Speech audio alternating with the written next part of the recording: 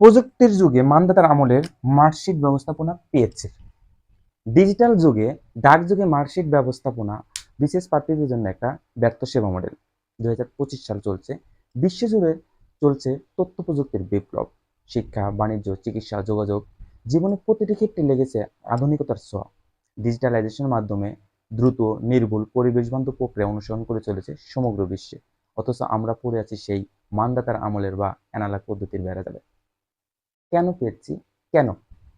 বিসিএসের মতো একটা সর্বোচ্চ মর্যাদার সরকারি নিয়োগ পরীক্ষায় তথ্য প্রযুক্তিকে বঞ্চিত রেখে এখনো রয়েছে মার্কশিট বিতরণে এক অবাস্তব পদ্ধতি, যা প্রশ্ন তোলে বিপিএসসির প্রশাসনিক দক্ষতা ও সময় উপযোগী চিন্তাভাবনা।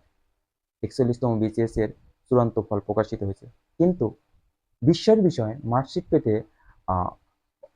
শিক্ষার্থীদের ফর্ম পূরণ করে কমিশনে পাঠাতে বলেছে, যেখানে তাদের নাম, রোল, মোবাইল নম্বর, ইমেল এবং সিগনেচার করে তথ্য দিতে বলা হয়েছে। প্রশ্ন হলো, এই সমস্ত তথ্য কি বিপিএসসির কাছে নাই? অবশ্যই আছে। তাহলে আবার কেন? সময়, শ্রম, খরচ সবই তো বাড়তে হচ্ছে। আরেকটা হতাশাজনক পদ্ধতি, বিষয়টা পুরোপুরি অফলাইন। নেই কোনো অনলাইন সাবমিশন, নেই কোনো স্বয়ংক্রিয় রেসপন্স সিস্টেম, নেই কোনো নির্ধারিত সময়ের মধ্যে মার্কশিট পাওয়ার নিশ্চয়তা। অথচ এই শিক্ষার্থীরাই যখন আবেদন করেছিল, তখন তারা আবেদন করেছিল অনলাইনে, প্রবেশপত্র ডাউনলোড করেছে অনলাইন থেকে, পেমেন্ট করেছে অনলাইনে। আরেকটা বিষয়, আবেদন ফি এখানে 1,000 টাকা, অথচ এখন 200 টাকার বেশি কোনো আবেদন ফি নাই।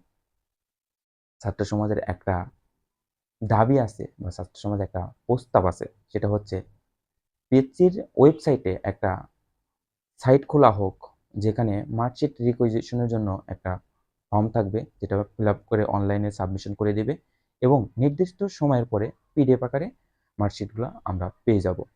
এতে খরচ ও সময় উভয় বাঁচবে এবং পিএসসি তার পেশাদারিত্বের পরিচয় দিতে পারবে।